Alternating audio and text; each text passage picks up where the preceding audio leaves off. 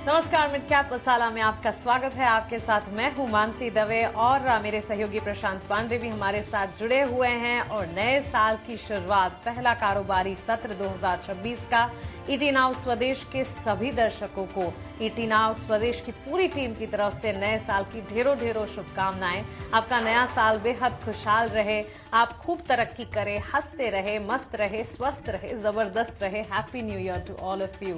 Prashant, happy new year to you as well. और भारतीय बाजार पहले ट्रेडिंग सेशन नए साल की शुरुआत हम करने जा रहे हैं। क्विक मार्केट चेक एक बार देख लेते हैं, मिड कैप में कहाँ एक्शन है, उसके बाद आगे बढ़ेंगे।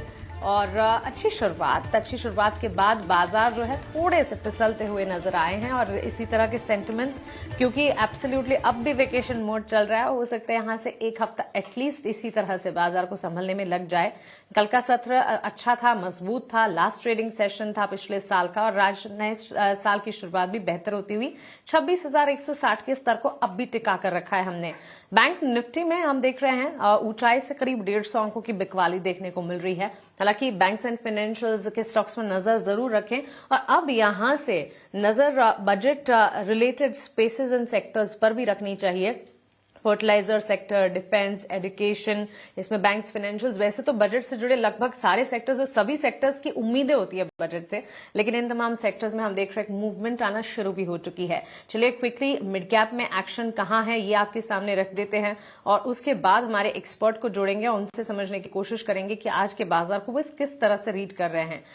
मिड कैप में हम देख रहे हैं मोमेंटम है, और इस वक्त अगर आप देखेंगे सेक्टर वाइज भले ही बाजार की चाल वॉलेटाइल नजर आ रही हो, लेकिन स्टॉक स्पेसिफिक आपको मिड कैप में कई सारे पॉकेट्स मिल जाएंगे, कई सारे स्पेसेस, सेक्टर्स, स्क्रिप्ट्स मिल जाएंगे जहां पर अच्छी खासी एक्शन के साथ कामकाज देखने को मिल रहा है। अदानी ग्रुप के स्टॉक्स में अच्छा मजबूती का ट्रेंड है। Indus Tower, Supreme Industries, Ashok Leyland, Astral Limited, to name a few, ये सारे के सारे स्टॉक्स है जो कि अच्छी मजबूती दिखा रहे हैं। हरे निशान के साथ मिड कैप इंडेक्स दिन की शुरुआत अच्छी, उसके बाद एक डेंट और वापस से संभलने की कोशिश करता है। हालांकि स्मॉल कैप में बिकवाली का दबाव है। पीएचडी कैपिटल के प्रदीप हल्दर हमारे साथ जुड़ गए हैं। प्रदीप जी, गुड मॉर्निंग, स्वागत है आपका ईटी नाउ स्वदेश पर। नए साल की ढेरों शुभकामनाएं आपको। कैसे देख रहे हैं first trading session of the year? Hi, good morning ma'am, आपको एंड प्रशांत जी आपको, and happy new year to all of you and entire 89 के जितने भी टीम मेंबर्स है सबको एंड ऑल व्यूअर्स को।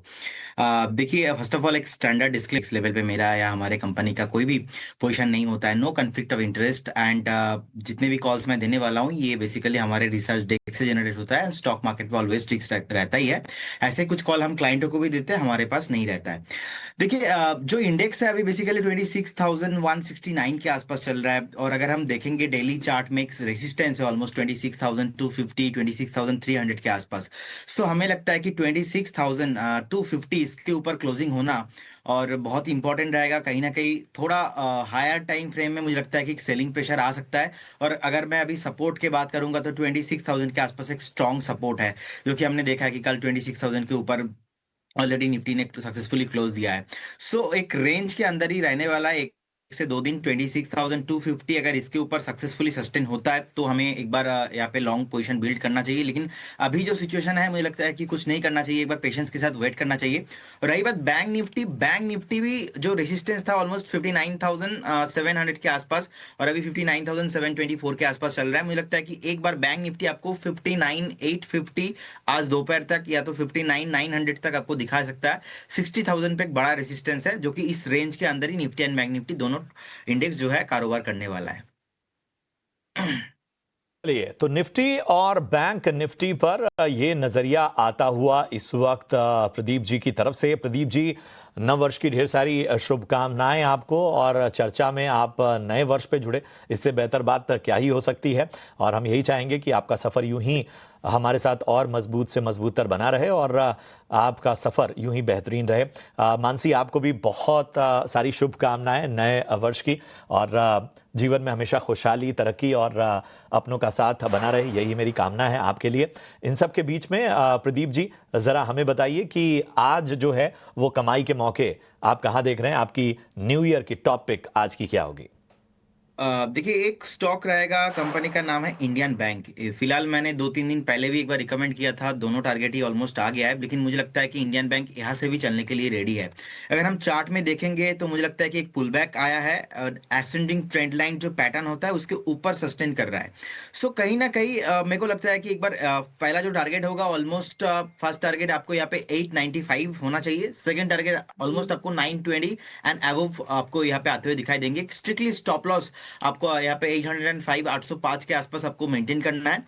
और इंडियन बैंक हमने देखा कि पीएसयू बैंक का रैली, उसके बाद करेक्शंस, अगेन पुल बैक देखने को मिल रहा है, तो एक व्यू आपको नेक्स्ट 10 से 12 दिन 15 दिन का रखना चाहिए।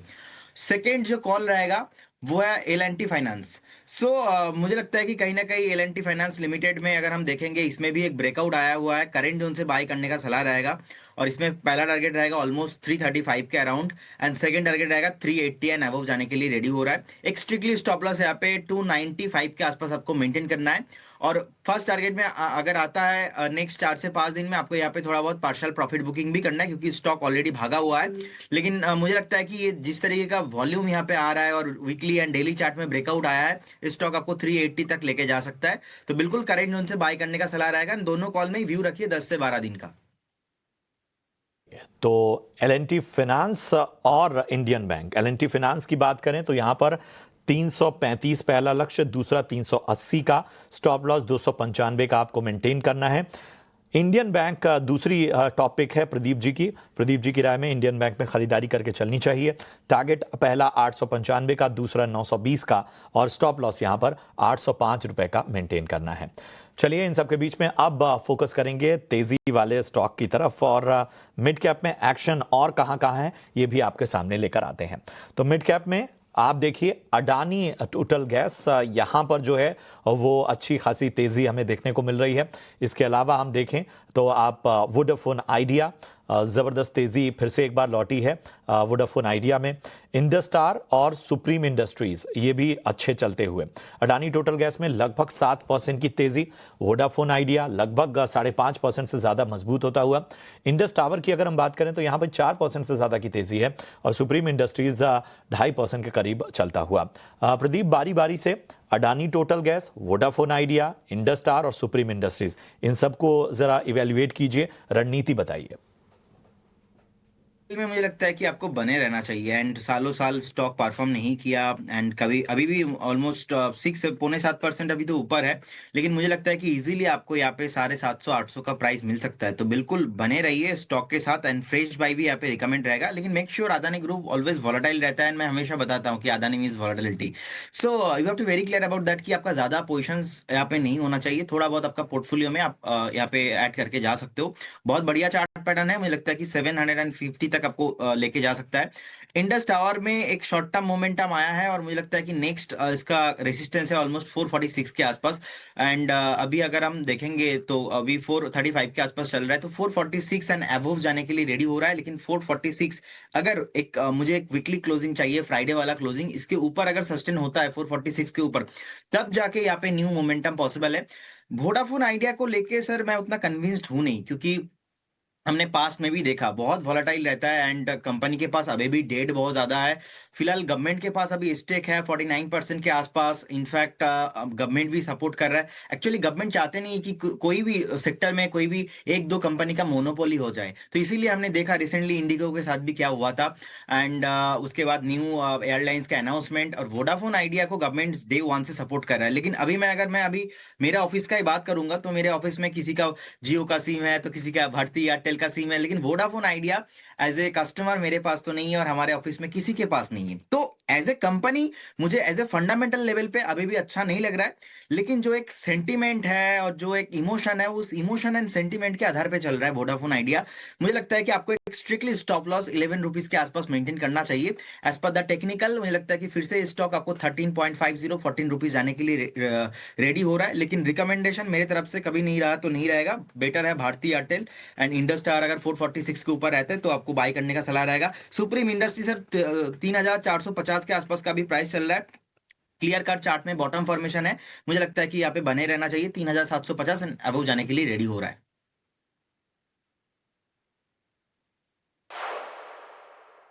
प्रदीप जी, बड़े ही प्रिसाइसली मिड कैप के तेजी वाले चारों स्टॉक्स पर आपने ब्रीफली अपनी राय दे दी। अब कमजोरी वाले स्टॉक्स पर भी आपका नजरिया हम जानना चाहेंगे। गॉडफ्रे फिलिप्स, इस स्टॉक में बिकवाली का दबाव हावी हो रहा है। हमने देखा है खबरों के दम पर काफी एक्शन में भी रहा ये स्टॉक, काफी ज्यादा अपमूव्स भी देखे, एडजस्टमेंट्स भी हुए, उसके बाद अब कमजोरी झेलता हुआ। इसके अलावा अल्केम लैबोरेटरीज, भारतीय हेक्साकॉम और डिक्सन टेक्नोलॉजीज, ईएमएस कैटेगरी जो है इस वक्त धीमी चाल दिखा रही है, electronic manufacturing services in particular. और इसके अलावा इन तमाम स्टॉक्स में जहां पर कमजोरी है, क्या राय होगी? अब देखिए, गोल्डस्टर फिलिप्स में मुझे लगता है कि अभी भी ये थोड़ा सेलिंग प्रेशर कंटिन्यू हो सकता है, क्योंकि जिस तरीके का चार्ट में एक ब्रेकडाउन आया है, इनफैक्ट ये ब्रेकडाउन कंटिन्यू होगा। डेली, वीकली, मंथली चार्ट पे भी एक नेगेटिव मोमेंटम दिखाई दे रहा है। मुझे लगता है कि कहीं ना कहीं स्टॉक एक बार फिर से आपको 2350 एंड 2315, ये जो जोन है, इस जोन के आसपास एक सपोर्ट है, उससे पहले तो स्टॉक रुकेगा नहीं। स्टॉक में सेलिंग अभी भी कंटिन्यू रहने वाला है, तो एक बार आप इसको अभी तो फिलहाल अवॉइड करके जाइए। अगर आपके पोर्टफोलियो में है लॉन्ग टाइम के लिए, तो एक बार आपको 2300 का लेवल वो विजिट होने का हाई पॉसिबिलिटीज है। एल्केम लैब में मुझे लगता है कि जिस तरीके का यहाँ पे भी एक वीकली मूविंग एवरेज प्राइस के नीचे आया है 5474 के नीचे, मुझे लगता है कि इसका सपोर्ट है 5250, वहां पे आ सकता है, लेकिन लोअर टाइम फ्रेम में बाय ऑन डीप करने का यहाँ पे सलाह रहेगा।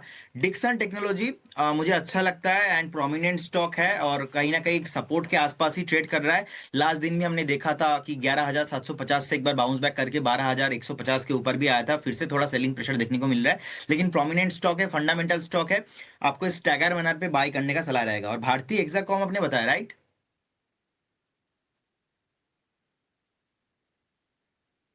बिल्कुल प्रदीप। ओके, सो भारतीय हेक्साकॉम में मुझे लगता है कि 1790 के आसपास का भी प्राइस चल रहा है, बने रहने का सलाह होगा। यहाँ पे आप ट्रेंड कंटिन्यू रहने वाला है। 2250 2300 का जोन आपको जून जुलाई तक आते हुए दिखाई देंगे।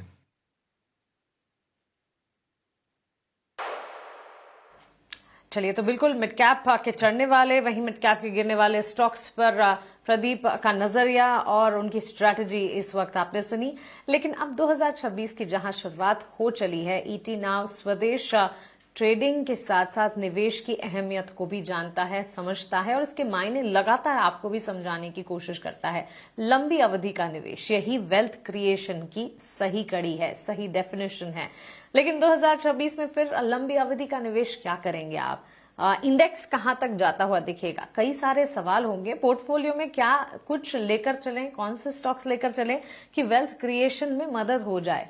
अब सबसे पहला सवाल तो क्या नए साल में निफ्टी 30,000 तक जाएगा? अभी 26,000, 26,100, 200 तक पहुंचता है, 30,000 के लेवल्स टच करेगा? ये एक बड़ा सवाल है। सेंसेक्स का नेक्स्ट टारगेट क्या हो सकता है? 2026 में दिग्गज ब्रोकरेज हाउसेस किन शेयरों पर फोकस कर रहे हैं, किन शेयरों पर बुलिश हैं, और ब्रोकरेज हाउसेस का 2026 नेक्स्ट टारगेट क्या होगा? तृप्ति हमारे साथ मेरी सहयोगी जुड़ी है खास रिसर्च लेकर, ये सब हमें बताएंगी। ओवर टू यू तृप्ति।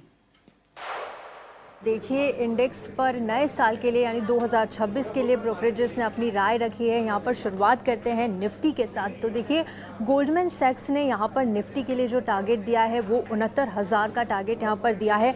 बोफा ने भी 29,000 का टारगेट यहाँ पर निफ्टी के लिए रखा है। वहीं नोमोरा की अगर बात करें तो 29,300 का टारगेट ये निफ्टी के लिए 2026 में देख रहे हैं। लेकिन जेपी मॉर्गन और मैक्वायरी के टारगेट्स यहाँ पर देखने होंगे। 30,000 तक के टारगेट्स इन्होंने निफ्टी के लिए दिए हैं 2026 में। ये हो गई निफ्टी की बात। लेकिन अब सेंसेक्स के टारगेट भी देख लेते हैं, ब्रोकरेजेस का क्या कहना है। तो देखिए, मॉर्गन स्टैनली ने यहाँ पर 95,000 का सेंसेक्स के लिए टारगेट दिया है। HSBC ने 94,000 का टारगेट यहाँ पर सेंसेक्स के लिए रखा है 2026 ने।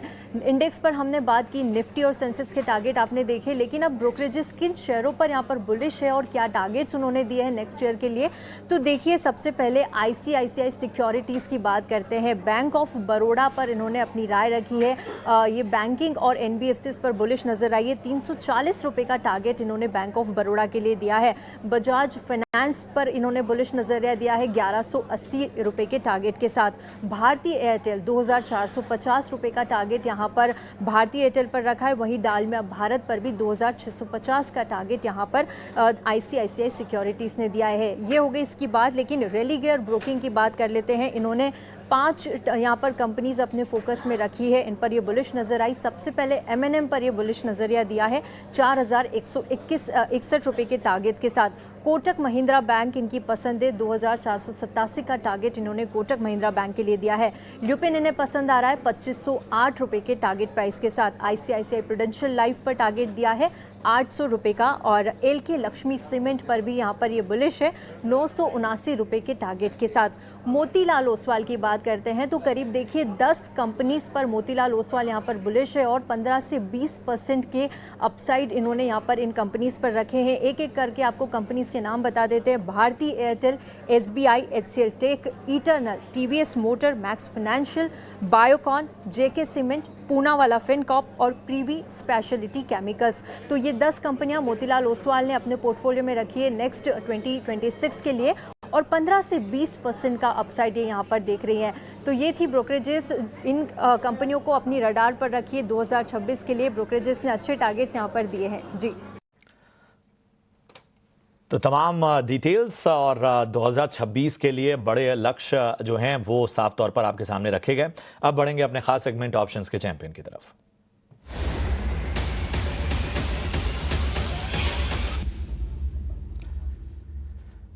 और ऑप्शंस के चैंपियन बताने के लिए हमारे साथ JM फाइनेंशियल्स के तेजस शाह साहब जुड़ चुके हैं। तेजस, गुड मॉर्निंग, नए साल की ढेर सारी शुभकामनाएं। प्रशांत बात कर रहा हूं, और हमें बताइए कि नए साल में ऑप्शन की रणनीति क्या होगी। प्रशांत जी, गुड मॉर्निंग, और आपको और सभी पूरी ET नाउ स्वदेश की मेरी तरफ से नए साल की बहुत बहुत शुभकामनाएं टू ऑल व्यूअर्स ऑल्सो। तो आज का जो मैंने ऑप्शन के लिए ट्रेड चुना है वो है बैंकिंग क्षेत्र से SBI को चुना है मैंने। PSU बैंकिंग स्टॉक्स में काफी अच्छा ट्रैक्शन चल रहा है पिछले एक और दो दिनों से, और आज भी देखेंगे तो PSU बैंक्स में एक अच्छी खासी रैली चल रही है। तो SBI का जो 990 का कॉल है उसमें हमको खरीदारी करनी है in the range of 12 to 14। Stop loss लगाना है 6 का। इसका पहला लक्ष्य रहेगा 22 का और दूसरा लक्ष्य रहेगा 30 का। तो ये जो स्ट्रैटेजी है इसमें अधिकतम मुनाफा होगा 12,000 रुपए का और अधिकतम नुकसान होगा 6,000 का। हमें लग रहा है स्टेट बैंक यहाँ से आउट परफॉर्म करेगा और 1025 के लेवल हम देख सकते हैं आने वाले हफ्ते भर के टाइम होराइजन से। शुक्रिया करेंगे तेजस आपका इस अहम रणनीति के लिए। SBI 990 की कॉल आपको खरीदनी है 12 से 14 रुपए के प्रीमियम पे। 22 पहला लक्ष्य, दूसरा 30। स्टॉप लॉस यहाँ पर 6 रुपए का आपको मेंटेन करना। अधिकतम मुनाफा 12,000 का, नुकसान 6,000 तक के नजर आ सकते हैं। सेबी का स्टैंडर्ड रिस्क डिस्क्लोजर भी आपके लिए लेकर आते हैं जो बताता है कि फ्यूचर और ऑप्शन ट्रेडिंग में 10 में से 9 लोग यानी 90% लोग पैसे गंवाते हैं। इसलिए सोच समझकर ट्रेडिंग इनिशिएट करें और अपने वित्तीय सलाहकार की मदद जरूर लें। चलिए, प्रदीप हमारे साथ लगातार बने हुए हैं और कुछ स्टॉक स्पेसिफिक एक्शन जो सामने आ रहा है वो रडार पर लेकर आते हैं। और अब जो शिफ्ट आप देखेंगे ना, अब यहाँ से बाजार जो है वो बजट के लिए खुद को कहीं ना कहीं फैक्टर इन करता हुआ नजर आएगा। और जब बात बजट की आती है तो पावर सेक्टर, रेलवे, इस तरह के जो सेक्टर्स हैं उन पे काफ़ी निगाह रहती है। हमने देखा कि फर्टिलाइज़र में भी अचानक से जोश देखने को मिला। तो प्रदीप, बजट को कहीं ना कहीं अब हमको यहाँ से फैक्टर इन करके चलना पड़ेगा। और आज अगर हम निफ्टी के गेनर्स की लिस्ट में देखें तो पावर सेक्टर से NTPC, अगर हम बाकी पहलुओं को देखें तो हम पिछले दिनों देख रहे थे कि किस तरह से जो रेलवे स्टॉक्स हैं उनमें एक जोश देखने को मिला था, हालांकि बाद में एक करेक्शन का दौर भी देखने को मिला। इसके अलावा फर्टिलाइजर शेयरों में भी जोश देखने को मिला। आप बजट के हिसाब से इन तमाम क्षेत्रों को कैसे देखते हैं? कंजम्पशन भी हमें नहीं भूलना चाहिए। प्रशांत जी, देखिए मुझे लगता है कि ऑब्वियसली बजट को तो ध्यान रखना चाहिए ही चाहिए, एंड इसमें डिफेंस एंड रेलवे एक बहुत ही बिग सेक्टर है। लेकिन रेलवे में अगर हम देखेंगे लास्ट एक साल से ऑलमोस्ट नहीं चल रहा है, एंड ऑलमोस्ट टॉप से अगर हम देखेंगे ऑलमोस्ट 50%, 45% तो करेक्शन हो चुका है। एक हफ्ता पहले थोड़ा बहुत जितना मोमेंटम आया था फिर से 2 दिन में फिर से नीचे आ गया। और कहीं ना कहीं मैं एक बार वेट करूंगा बेस होने के लिए। वो बेस कंफर्मेशन अभी हो नहीं रहा है। ऐसा बहुत सारे स्टॉक है जो 500-600 रुपीस के आसपास ट्रेडिंग हो रहा था, तो अभी भी अपने ऑल टाइम हाई से 50% नीचे है। तो इसीलिए मुझे लगता है कि बजट में रेलवे को ध्यान अभी थोड़ा आपको एज ए इन्वेस्टमेंट व्यू से रखना चाहिए। अगर किसी का व्यू नेक्स्ट 8 to 10 मंथ्स का है एटलीस्ट, तो देन आपको एंट्री करना चाहिए। एंड डिफेंस भी मुझे बहुत बढ़िया लग रहा है, और इस बात तो इंडिया पाकिस्तान का वार भी हो गया, और कहीं ना कहीं पूरा दुनिया भर में जितना एक टेंशन था, geopolitical tension as well as war का जो टेंशन, तो कहीं ना कहीं गवर्नमेंट ऑफ इंडिया का भी फोकस इस साल थोड़ा बजट में डिफेंस में भी रहने वाला है। और विकसित भारत का जो थीम है उसमें भी डिफेंस एंड रेलवे आता है। तो डिफेंस मुझे बहुत ज्यादा अट्रैक्टिव वैल्यूएशन लग रहा है अभी भी, क्योंकि जितना शॉर्ट टाइम में नीचे आना था, almost corrections bottom formation complete है। इसमें से BEL एंड HAL दो कंपनी रहेगा जो मुझे बहुत ही अच्छा लगता है। BEL का अगर मैं बात करूं तो आप देखेंगे हर महीना कुछ ना कुछ ऑर्डर इनको मिल रहा है। HAL मैं स्टडी कर रहा था, दुनिया में टॉप जो 15 डिफेंस कंपनी का नाम है उसमें से इंडिया से HAL का नाम आता है। So defence and railway obviously दोनों तो बहुत बढ़िया काउंटर है, लेकिन सबसे ज्यादा बढ़िया मुझे डिफेंस सेक्टर कहीं ना कहीं लग रहा है।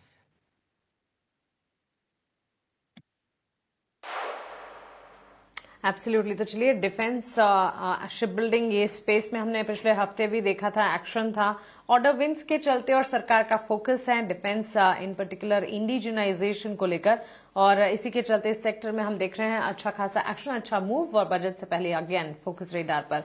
लेकिन प्रदीप, ये फूड डिलीवरी स्पेस पर भी एक नजर होनी चाहिए। गिग वर्कर्स की हड़ताल और उसके चलते हमने देखा था कल के सत्र में एक तरह से चैलेंज फेस कर रहे थे फूड डिलीवरी काउंटर्स। अब वापस वहां से बढ़त की तरफ बढ़ते हुए Swiggy Eternal, too early to say volatile moves रहेंगे, या फिर कोई स्ट्रैटेजी बनती है, या फिर इसे वॉच लिस्ट में ही रखना चाहिए? देखिए, मैं तो पॉजिटिव हूँ, लेकिन रिसेंटली जो हुआ है फूड डिलीवर्स जितने भी बॉय है उनका एक जो आंदोलन करना, वो भी सही बात है, क्योंकि आप 10 मिनट में खाना पहुंचा रहे हो, उसमें आपका जिंदगी का रिस्क भी हो रहा है। मैंने राघव चड्ढा जी को भी सुना था संसद में, तो बहुत ही अच्छा लगा मुझे। लेकिन इन टर्म्स ऑफ फंडामेंटली अगर हम देखेंगे, वैल्यूएशन बहुत महंगा है। अब जो न्यू जेन कंपनीज है, ऐसे कंपनीज पे PE बहुत हाई रहता है। लेकिन मुझे लगता है कि इसमें जैसे कि जोमेटो जब पहली बार लिस्ट हुआ था मार्केट में, उस टाइम पे राकेश झुनझुनवाला जी ने एक स्टेटमेंट दिया था कि जोमेटो नहीं चलेंगे। उस पे हमने देखा 130 से स्टॉक 60-70 तक भी आ गया था नीचे। फिर बाद में इनका जो बिजनेस मॉडल शिफ्ट हुआ, उसके बाद ब्लिंकिट के साथ टाई अप। अभी मैं तो कभी कभी मुंबई आ रहा हूँ, दिल्ली आ रहा हूँ, मैं खुद जोमेटो से खाना बुक कर रहा हूँ। सो मेरा व्यू यहाँ पे ऐसा है, अगर वॉरेन बफे साहब ने कोका कोला में पैसा बना सकते हो, why not in India Zomato Swiggy. मैं तो जोमेटो स्विगी में बहुत पॉजिटिव हूँ, एंड मैंने रिकमेंड भी किया है पास्ट में ही बहुत। लेकिन स्विगी का अगर मैं लेवल बताऊंगा आपको, 390 के आसपास चल रहा है। कभी भी अगर आपको 375 370 के आसपास मिलता है तो एक स्टैगर मैनर पे आपको बाई करना चाहिए। एंड जोमेटो कहीं ना कहीं मुझे लगता है कि मैक्सिमम 270 इसके नीचे आपको नहीं मिलेंगे। कहीं ना कहीं फिर से एक बाउंस बैक भी देखने को मिल रहा है चार्ट में। ये कंफर्मेशन आपको मिलेगा 298 300 एंड अबव, तो फिर से आपको ये स्टॉक 335 350 बिल्कुल आपको आते हुए दिखाई देंगे। लेकिन थोड़ा हाई बीटा काउंटर है, थोड़ा वॉलेटाइल ज्यादा रहता है, तो इसीलिए आपका पोजिशन साइजिंग उतना ठीक से करना चाहिए।